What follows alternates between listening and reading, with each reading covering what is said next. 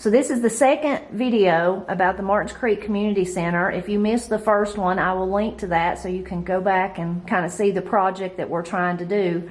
But in a nutshell, the community center has served Martins Creek community and in the entire county of Cherokee County here in western North Carolina for many, many years, decades even. But it's come to a point where it needs some help. So that's kind of what this series of videos is about, kind of trying to drum up some help to make sure that the community center can continue to serve. So today we're going to talk with Nina Chastain and with Mary Alice McCoy, who have just been an integral part of the community center for my lifetime, for the times that I can remember. And they have a lot more knowledge about the things that have happened over the years than I do. And they both can bear witness to the importance of keeping it going. So we'll just start with maybe Nina, with you, just kind of how did you get started helping the community center?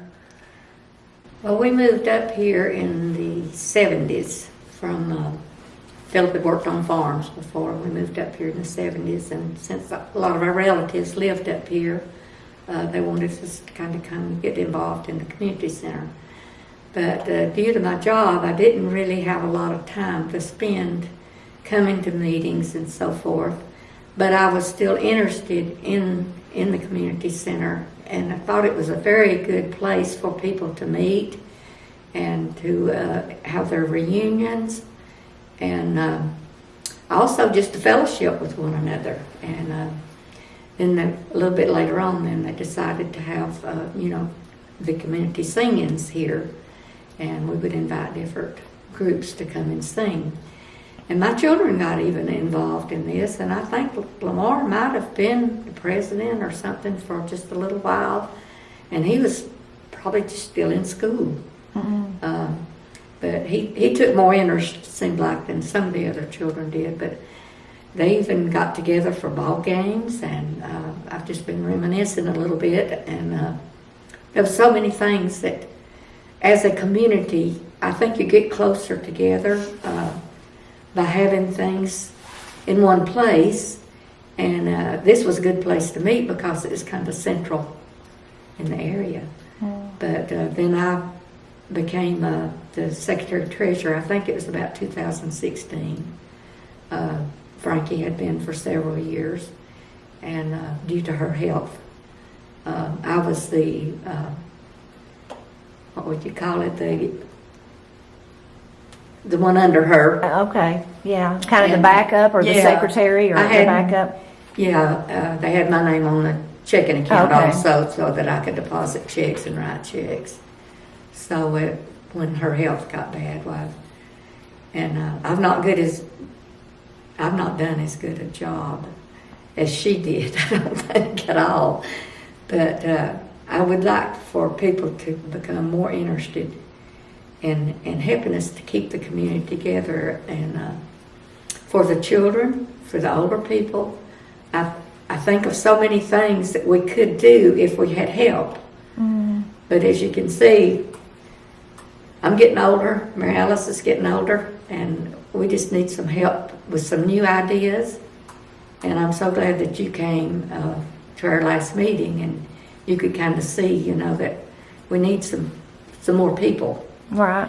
All that's been coming is mainly just the members of the board members, really. And so we're just reaching out for new ideas and new help and a little more energy, energetic people. Yeah, that's always good. Well, Mary Alice, so what about you? How long have you been helping, or how did you get started? I think it was maybe 1997 that I got involved. And we've just tried to help the community and done things to help the community, and we need help so we can still help others. But right. Our age has got us to where we can't do what we used to do. Yeah. And it seems like it all kind of come to a head during the pandemic, because like so many other things, people, you couldn't meet, you couldn't help, you couldn't get together, and then kind of people have drifted away. Over the years, what do you think, Mary Alice, some of the examples of things that were really, I know you had benefits and things like that. But a lot of people had their meetings here, those kind of things. Yeah.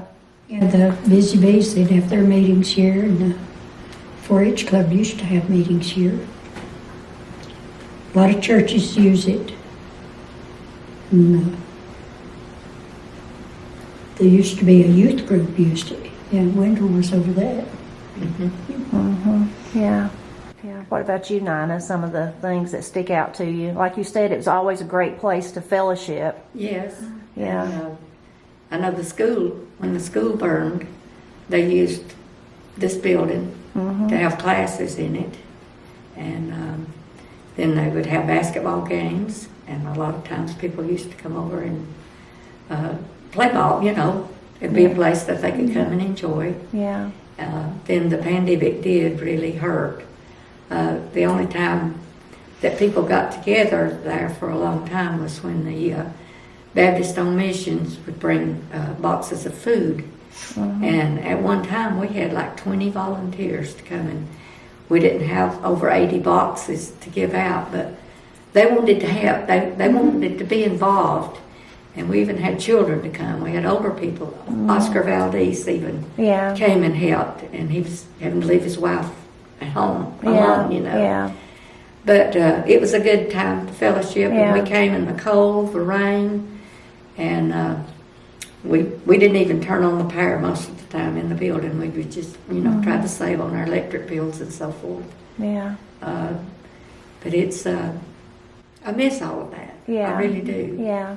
And even that, if that need arose because of the pandemic, but if there had not been a community center, maybe Martins Creek wouldn't have had a place to distribute. Other communities in Cherokee County did. I mean, I know they did it too, but where would you have? You couldn't have really done that at the school because, you know, you can't interfere with their goings on, right? So you might have, the people of Martins Creek might have been left out, or unless they had to travel further to go to another location to pick up food that they needed. And there was just so many boxes of food, you know, donated to the area, so they would divide it up between the community centers, and it's kind of according to the need. Yeah.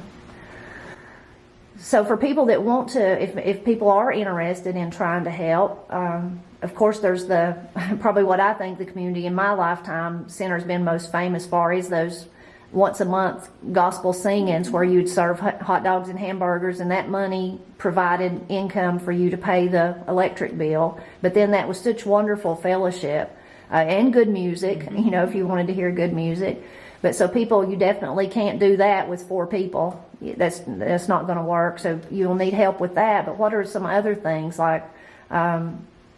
You mentioned like reunions and different churches using it. So people can rent the building, but then you've got to have someone to kind of facilitate all that. Yes. Yeah. Yeah, someone that needs to come and see that it's cleaned up. Mary Alice has been doing that for several years. Make sure the building is clean, and then show everybody show the renters where everything is, and then also come back and see that everything's left clean like, you know, you expect it to be. Make sure the heat's set back right. And everybody so far has been good about that. But we haven't went up on the rent in several years. And right now it's just $60 for whatever time they want to use it for per day. Yeah. If it's 2 hours or if it's all day long, we just charge the one fee.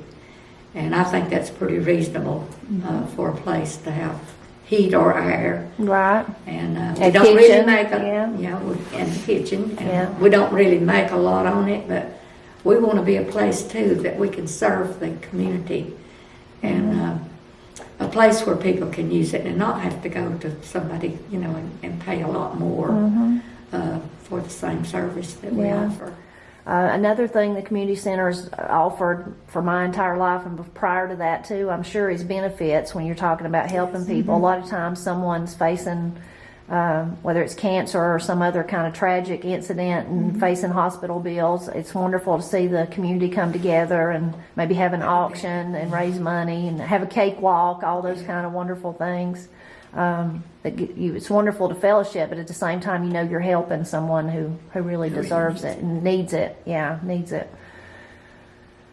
And one of the more recent things y'all have, even though you're going through this rough time of not having enough people to help, you have made some improvements recently. You've got Wi-Fi now, so that's a benefit to anyone. If you wanted to have your baby shower here and live stream it to the people that weren't able to come, maybe you're someone that lives in another state or even in another country. And also that's a benefit for local school kids who could pull up outside and use it if they needed to, because we live in an area that's not, everyone doesn't have high speed internet, if any internet. Yes. It's not accessible. That's true. And we want people to use it, I've told several people, the password and everything, and then I've got it printed in there on the wall. Yeah.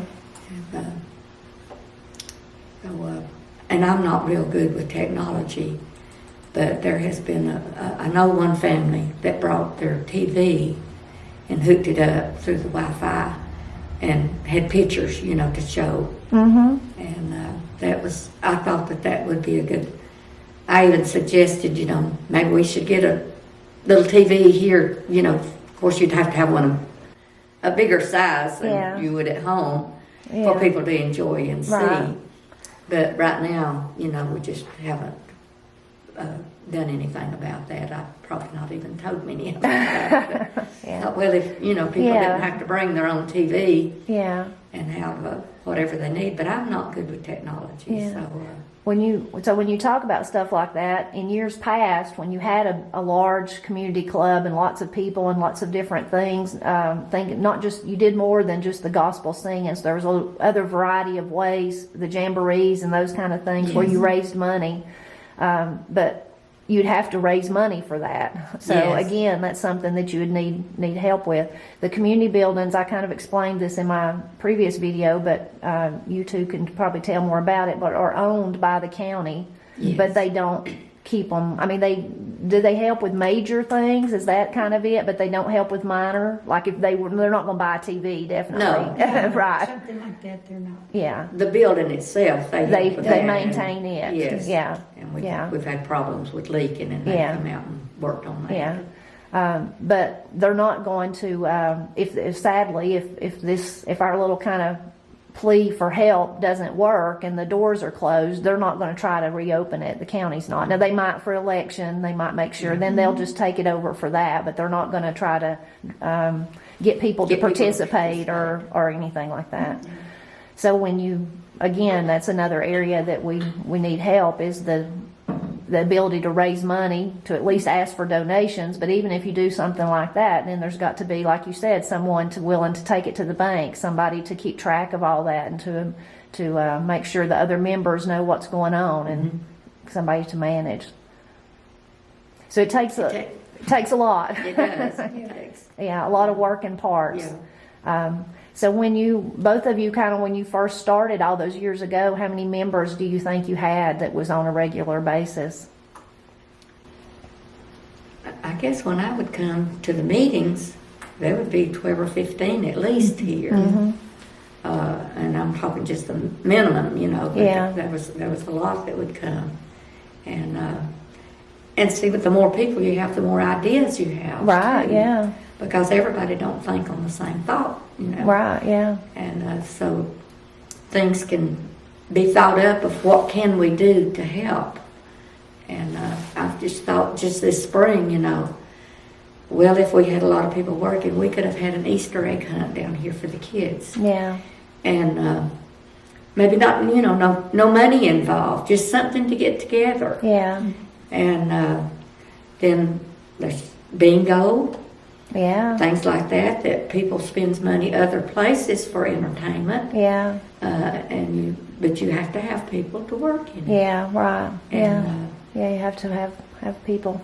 I know some community centers, but like you said, I don't know if this is through the county or if it's maybe a grant or something, but I think then it's a greater distance, of course. But the Hiawassee Dam Community Center, I think they offer the meals for senior citizens. Mm-hmm. So, if that might be a possibility way down the road if you had, but had people to actually, to manage it. So lots of possibilities. If people are interested in helping, local people, primarily, I guess, is who we're targeting. How would they find out? Who do they contact? Can we put that information? I'll put it somewhere, but it would be they'd contact you, Nina, or Mary Alice. Contact Mary Alice And Steve. and Steve and who Kim, else is yeah. president, Yeah. And, So we'll put all that information in the description. If there was someone that's not from here that wants to help, maybe in a monetary way, they could help by donating the same thing. We could leave the information for Nina. They could even send it to me, and then I could give it to Nina or to Steve, or whichever. They could do that. Yeah. So I guess just to kind of wind this up, what are your hopes for the community center? What do you hope that this little series of videos what would you like to see happen if you could just wave your magic wand and what would you see that would happen? Just like to see them come in and try to help. It's all volunteer, but when you're helping somebody, it's worth. It is, yeah. It's a More rewarding than feeling. money. Yeah. Yeah. And we would just like to keep it going and be able to help the community. And another thought is we don't want to interfere with any of the churches, their activities and so forth. But there are a lot of people that don't attend church and like having our gospel singings. It would be wonderful if somebody found the Lord here. Yeah.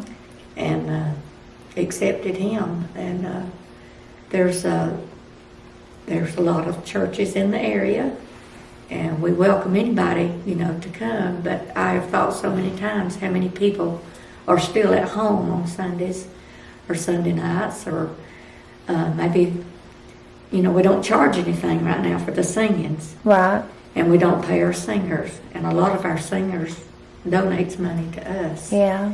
And we feel bad about that, but they want to. Yeah. And that's, Yeah. it draws us closer to each other. Yeah.